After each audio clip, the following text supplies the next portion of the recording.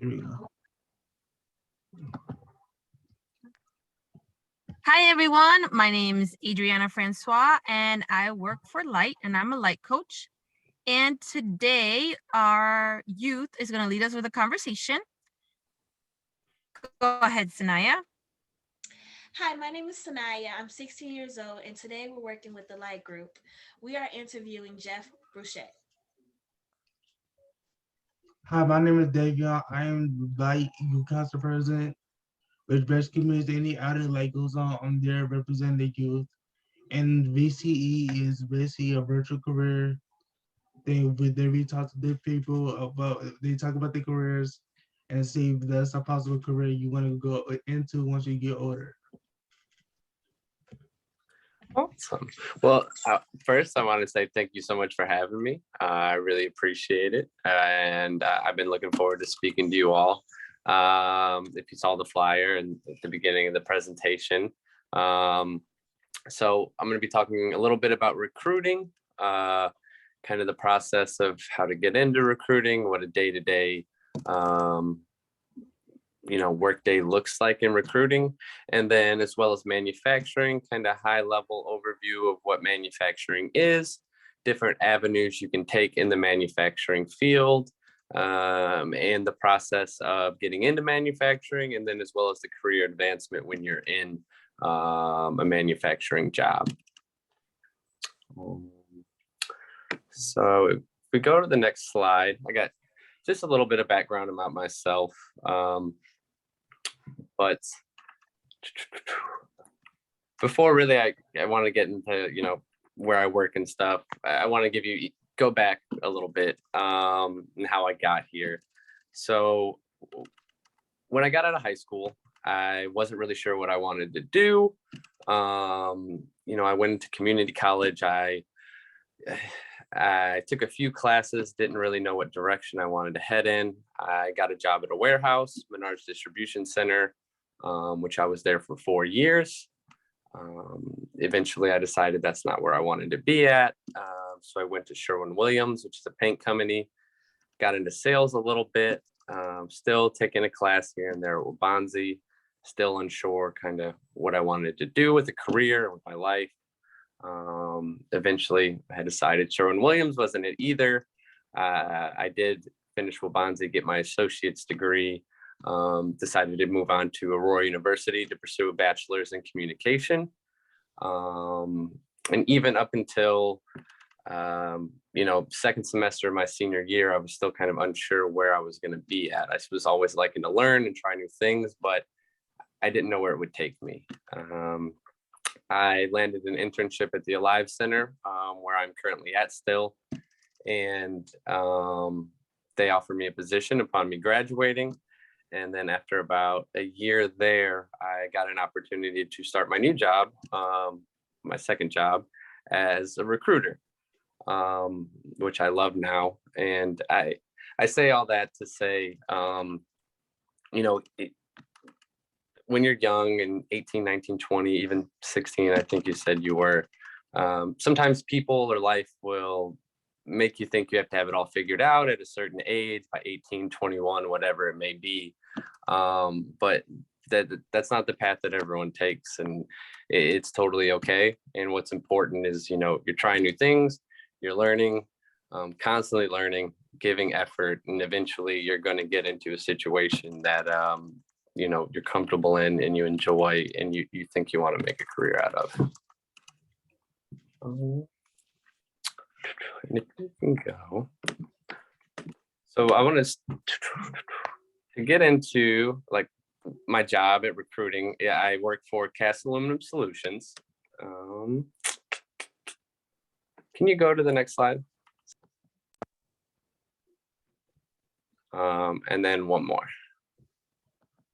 Kind of touch background already. So you can see here, so Cast Aluminum Solution develops and manufactures highly engineered industrial components, the majority of which have heating or cooling capabilities for the global aerospace, microelectronics, medical, food service, and industrial fluid markets.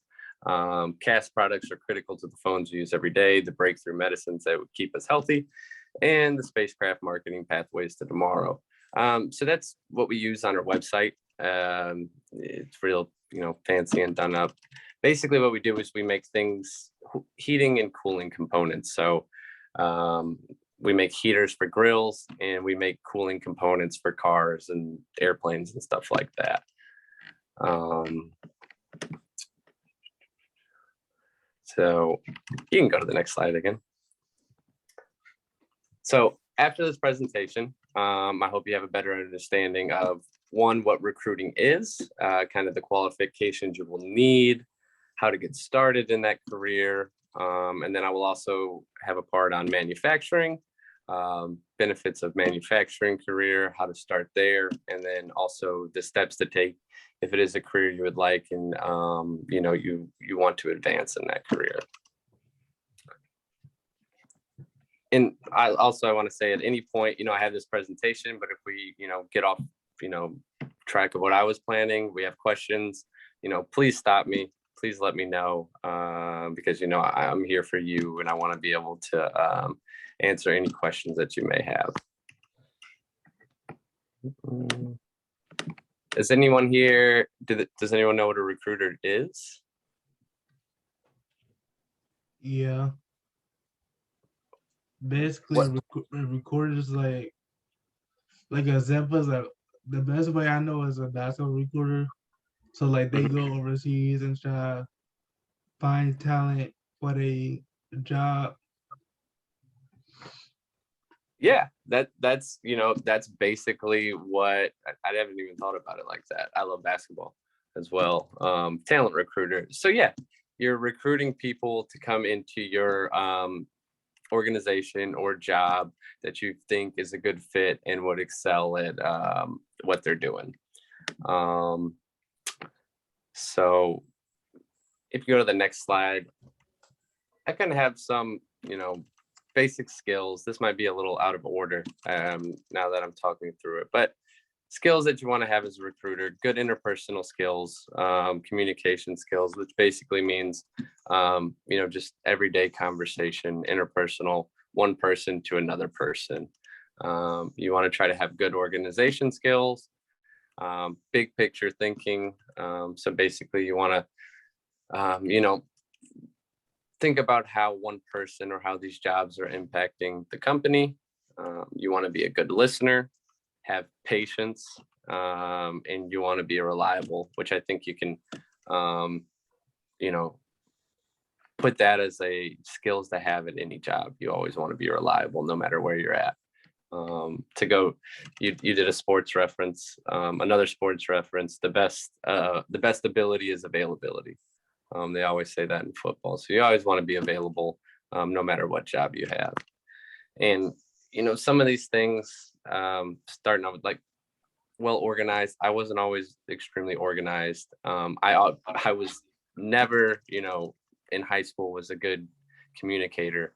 So I don't want you to look at these and like think, I'm not this, so this isn't a career I could have.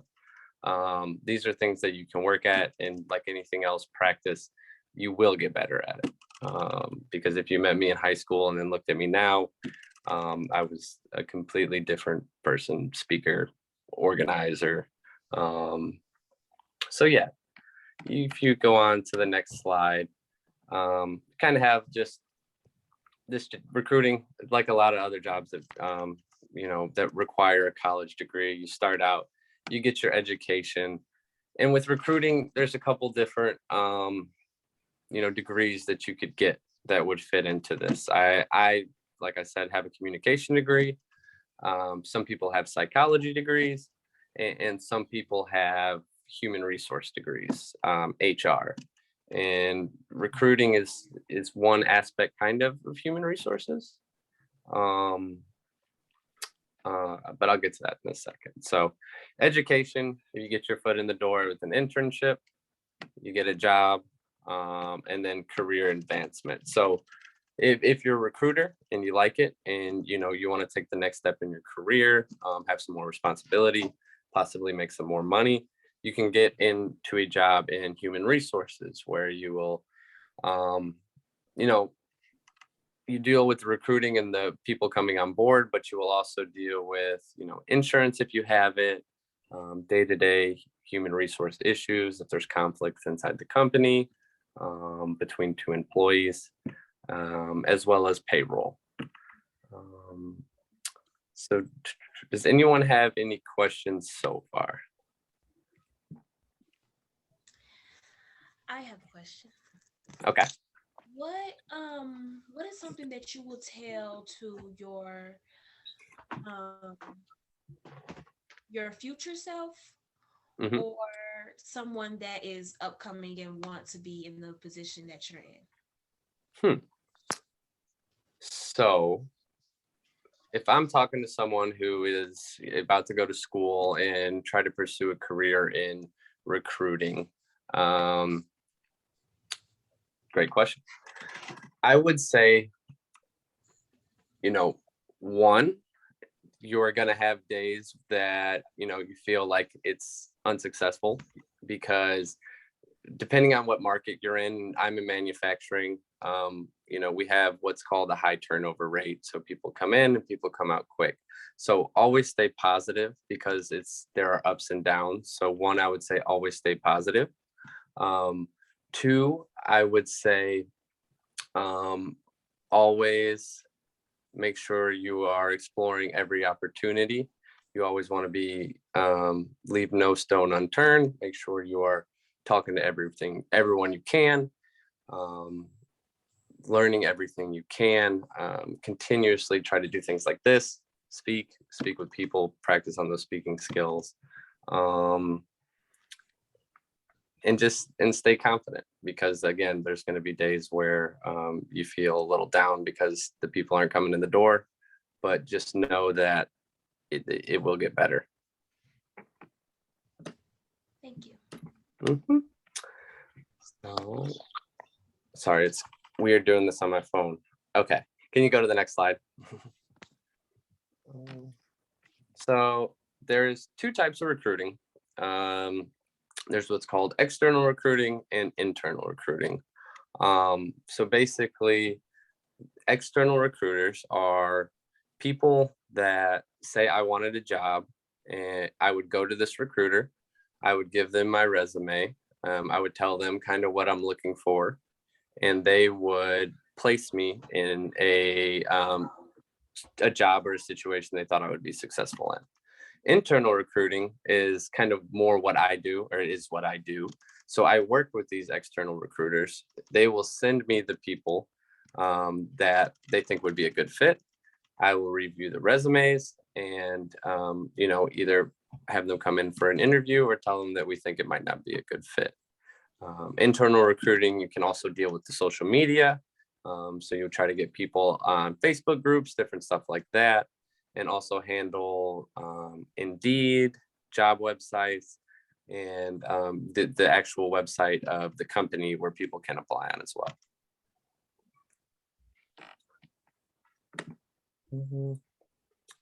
So if you go to the next slide, I kind of talk a little bit about like my responsibilities and what a day-to-day work day looks like. So my responsibility is I have to stay in contact with supervisors and managers to see what hiring needs we have, what positions are we looking to fill, what positions do we have enough of.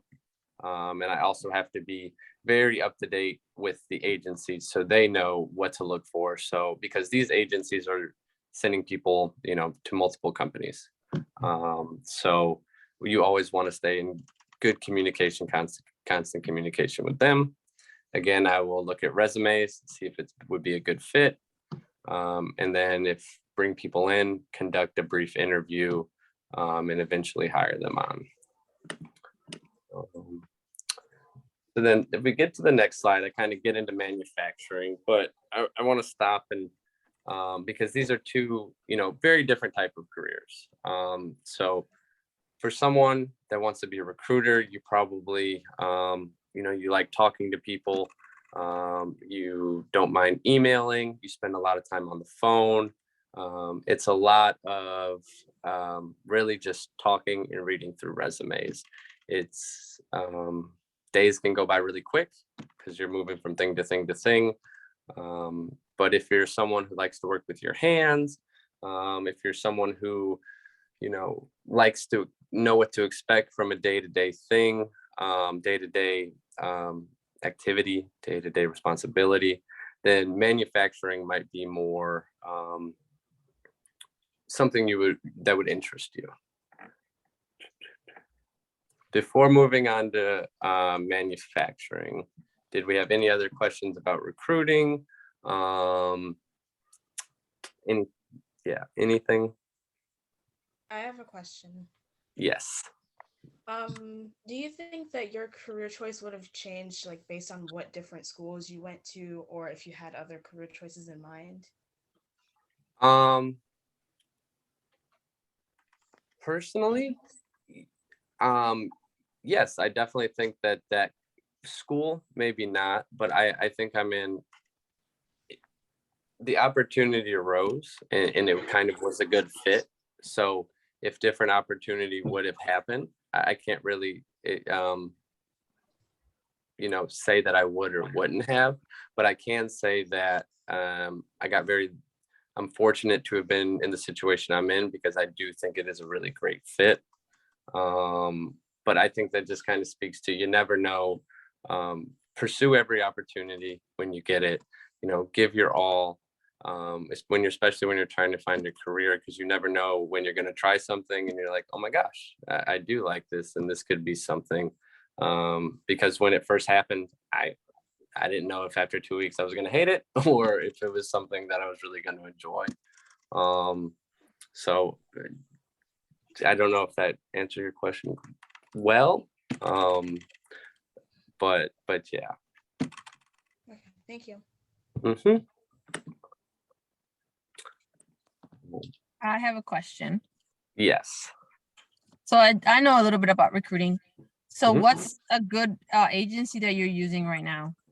So I actually have some at the very end, but my two main agencies that I'm using are Aerotech and Midway. Oh, Midway is new to me. Okay, Yeah. Aerotech's been around for a long time. Yeah, Aerotech's a big one. And Midway, I think Midway is pretty big as well. But yeah, Aerotech I think is huge. But they're both great recruiting companies. I think they both have like different branches on different, depending on what type of job people are looking for. So, but yeah, Aerotech and Midway are the ones we're using the most. But I think we use Peloton, Minutemen, Crown Staffing. So I think there's 2 or 3 that are actually in Aurora that we used. So yeah, and we're based in Batavia. So we use ones from all around the Chicagoland area.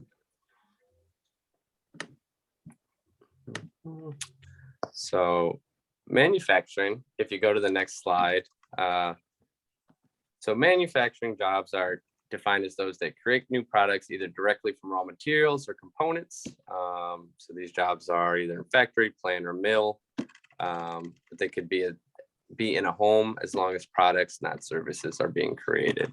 So basically what manufacturing means is you take metal or some different type of material, it could be wood, and then you create a product out of that material that you're going to sell.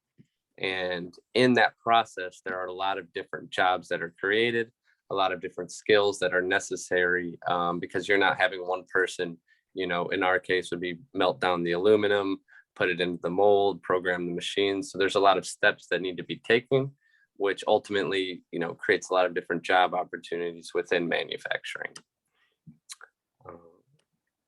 So if you go to the next slide, I don't really, it would take a while to cover every single manufacturing job that exists. So I wanted to cover a couple ones that I think are good career paths and ones that I could give you a little information about. So assembly, there's so many different types of it, but what's good about assembly is that you could go from one job and then in the future, if you want to move around, assembly typically crosses over well. If you're an assembler, at least for me, I'll look at a resume. If you were an assembler at 5 years somewhere else, we would love to have you, and we're confident that those skills can cross over. Shipping and receiving, another job that crosses over well. So you want to be able to drive a forklift, have some basic computer skills, and it's a very high-paced job. So your days go by quick. And yeah, I did kind of shipping, receiving back when I was younger at the Menards Distribution Center, which I talked about, which is I did enjoy it. It didn't ultimately end up being what I wanted to do as a career, but we have some people at Cast Aluminum that have been there 15, 20 years, do a great job, enjoy their job, and have made a really good living off of it. And then machining, which for Cast Aluminum, we have machine operators, then we have what we call machinists, and then CNC programmers. So machining is a job where you can, it has a little bit more career advancement opportunity than some other manufacturing jobs that I'm going to speak about today. So I kind of want to take you through, first touch on assembly and shipping, receiving a little bit, and then talk about machining and, how to get your foot in the door. And then if it's something you like, how to take it to the next step, learn more and advance the career. So if you go to the next slide, we have assembly. So assemblers are basically people who produce components by assembling parts and sub-assemblies. So that could be something as simple as putting a cap on something, screwing something together, or you could have to use power tools to put more complicated things together. One good plus to have as an assembler is good hand-eye coordination. Not necessary, but I thought I'd throw that in there just as a plus to have. You go to the next slide, I touch on shipping and receiving a little bit. I guess before I move on, did we have any questions about just assembly?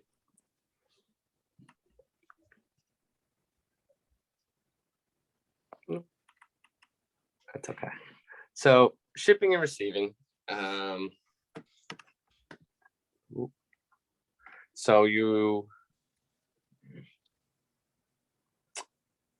apologize, the second line is wrong, but the top one, manages the shipment and receipt of all products, materials, and supplies.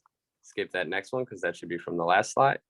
And it requires good communication skills and a strong sense of time and organization. So in shipping and receiving, you are taking stuff off of a truck. You are using a computer to place it and let everyone else know where it's at. And you are also taking products that are done and kind of doing the reverse role of that. Taking it out of the system, letting it know what truck it's going on, and sending it out the door. Shipping and receiving, again, it's such a good, to me, career, because people that have been at Cast Aluminum, some of the other jobs in manufacturing, people seem to, for example, we have casters there, which is basically melting down aluminum, and we have a hard time sometimes keeping people. So I don't think it's a career path that is, super enticing to a lot of people. So I chose not to touch on it. But shipping and receiving is something when people get in the door, they really want to stay. They really enjoy the job. It pays well. It's not a super physical job. The day goes by quick, and the work will always be there. That's one thing about all these manufacturing jobs. You're never going to have a hard time finding a job. If once you build the skills, build the resume, you'll have the freedom. If you're unhappy with one company, you really have the freedom to kind of pick and choose and find a place that best suits you, and a place that you enjoy working at. So that's what, especially shipping and receiving, and then some of the operating the machines, it's just one really big bonus. So if you go into the next slide, the first of the three machining stuff I'm going to talk about, machining positions, machine operator. So there's lots of different types of machine operators. At Cast Aluminum, we use CNC machines, which is computer numerical control, which basically means we're putting pieces of metal, we're putting parts into a machine, and it has already been programmed. The machine operators will place the part correctly, close the machine, press the correct button. The machine will cut out the mold of whatever part we are making. Once it's complete, the machine operators will take it out, put it onto the next part for it to get finished. So that's kind of the first entry level to machine operators.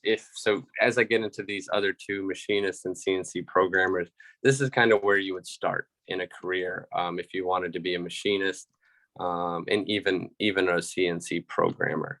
It's something you can get into with relatively little experience, but it's a career you can build on, learn new skills, learn different machines, and really make an advancement. We have some people, who started as basic machine operators who have grown to make, pretty lucrative careers in this field.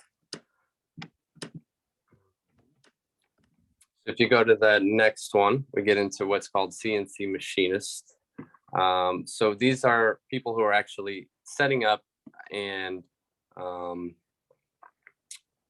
changing over the parts for these machines. So if we're making a coil and then we're done with that coil, a heating coil, then we got to take that part setup out and put in a new setup to make a new part.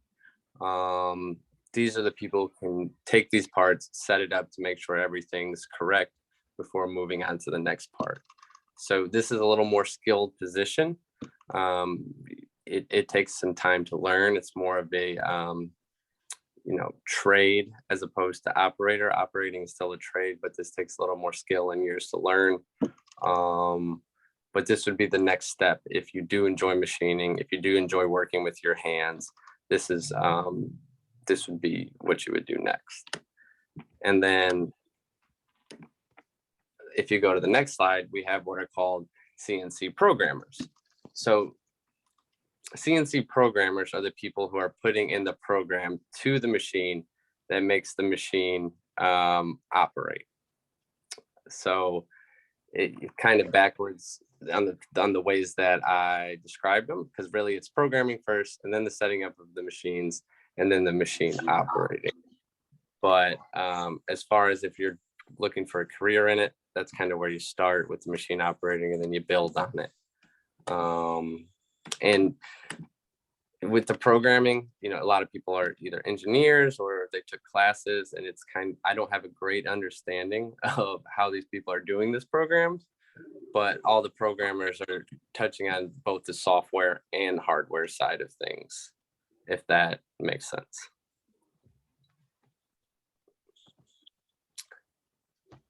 So any questions on the machining part of this?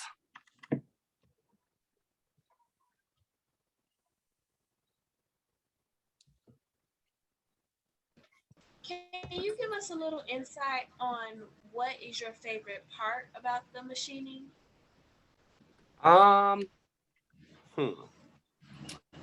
So I don't on a day-to-day really deal with the machining, but what I think my favorite part is if you ever look up kind of it's kind of crazy to see technology wise how a person will take a physical blueprint and then program that into the machine, and with the press of a button that drawing comes to life on a metal canvas. It's way beyond my understanding, but that would be my favorite part. If you're ever bored, go on YouTube and look it up. It's the reverse 3D printing. So 3D printing, you're taking something and building it up. CNC machining, you're taking a bigger piece of metal and cutting it down to a mold. Thank you. Mm-hmm. So, and if you go on to the next slide, and again, the programming and stuff, that could be way in the future of your career. If anything is interesting on the machining part of things, I would suggest going to an agency. Say you're looking to start a career as a machine operator. There are a lot of entry-level positions where you can get your foot in the door. Again, there's always job opportunities for this. We are hiring every week. A lot of other companies are hiring every week. So if you like working with your hands, if you like building, a job that builds on itself and you can learn new skills and learn new things, this is definitely a great career opportunity for you. But also with, again, shipping and receiving and assembly, I would contact the hiring agency, help them build you out a resume of what you've done before, and they, will know what direction to point you in. And then build your resume as you're trying to advance your career. And then you can do some additional schooling if you get into the machining, to help that advancement. If you go to the next slide, I first have a list of recruiters that you could use, starting off. So Midway, Crown, Aerotech, Minutemen, Peloton, all great options. I would go with Midway, or Aerotech, because those are the ones I'm most closely with.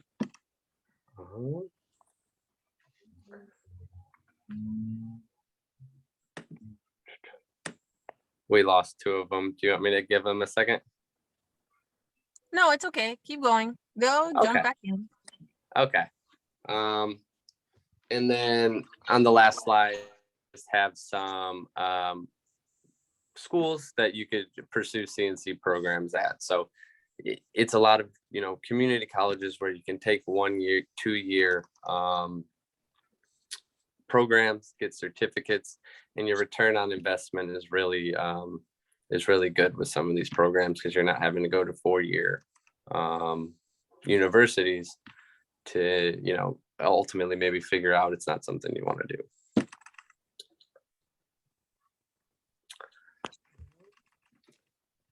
So I feel like that was a lot of information on two totally different things. That is all I have for my presentation.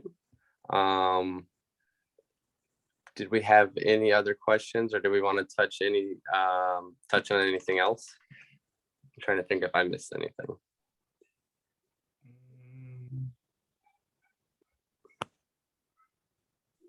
I have a question. Yes. Is there like a difference between the skills in manufacturing and the difference between the skills in recruiting, or are they just the same thing? I would say that they are pretty different. Skills that you want to have in manufacturing, I probably wouldn't have done as well, because it's something you want to be able to work with your hands at. So if you're a handyman or a handy woman, if you're good with your hands, those are really the skills you are looking for.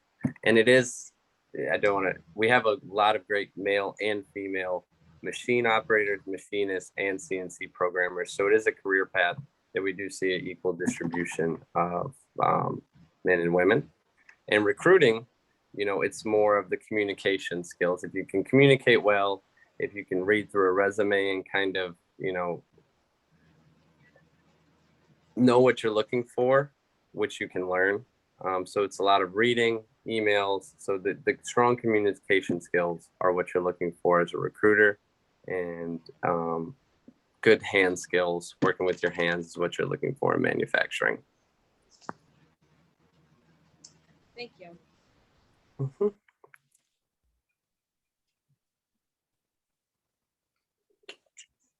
So just to recap, because I know that you girls jumped off a little bit.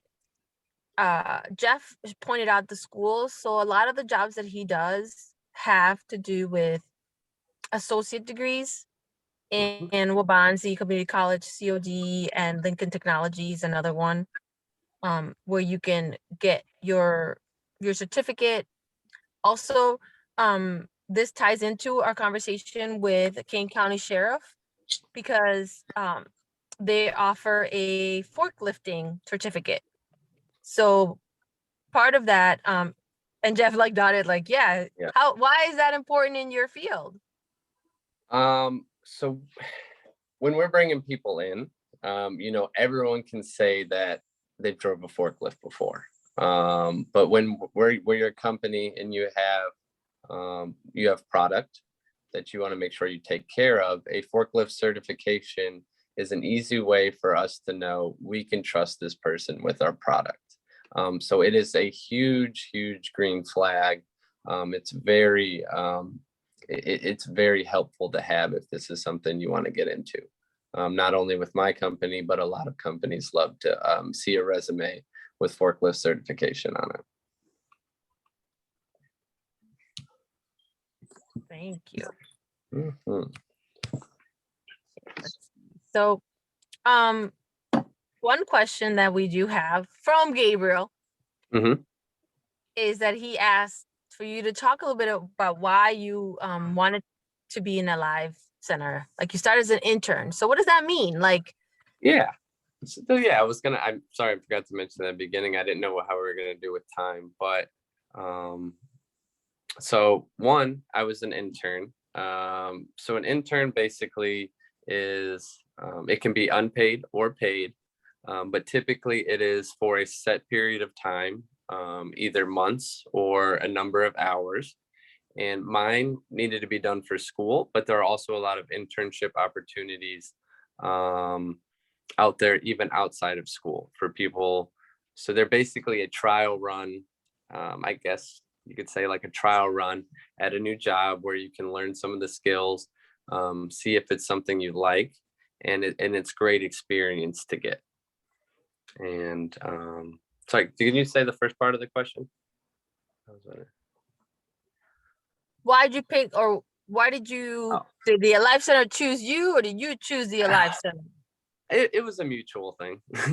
So going into the internship, I kind of chose the Alive Center, and after my internship was complete, they offered me a position, well, not full time, it was part time, but at the organization. The Alive Center, it's nonprofit work is something that I've always been involved with. My mom and dad had a nonprofit for a long time. They had a thrift store that they opened and ran, which really, we called it a thrift store, but we gave most stuff away. The nonprofit work I really enjoy because I've never had a job where you go home and you just feel really good about yourself, and you kind of made a difference in the world, and you made an impact on somebody's life, in which, although I love my recruiting job, and I do feel good when I could leave that, there's a different feeling when you can go home and know you made a difference in someone's life. So that's why I'm still with the Alive Center. I hope to be with them for longer. We will see with my two jobs right now. But nonprofit work is a great career opportunity for somebody if that's kind of the things they're looking for. I'm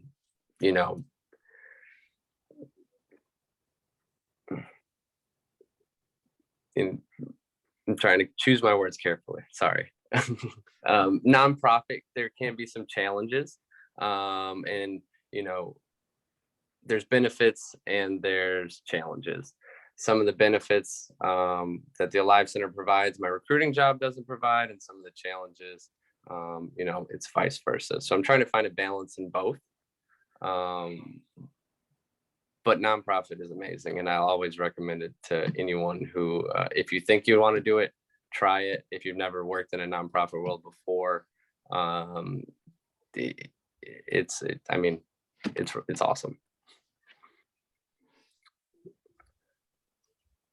Thank you, Jeff, and thank you for being so open and honest. Like, I think that that's important for all our youth.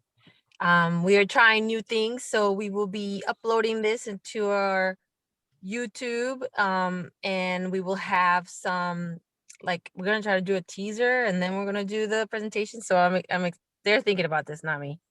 So we'll see what happens. But thank you so much for your time. Davion, you can go ahead and unrecord or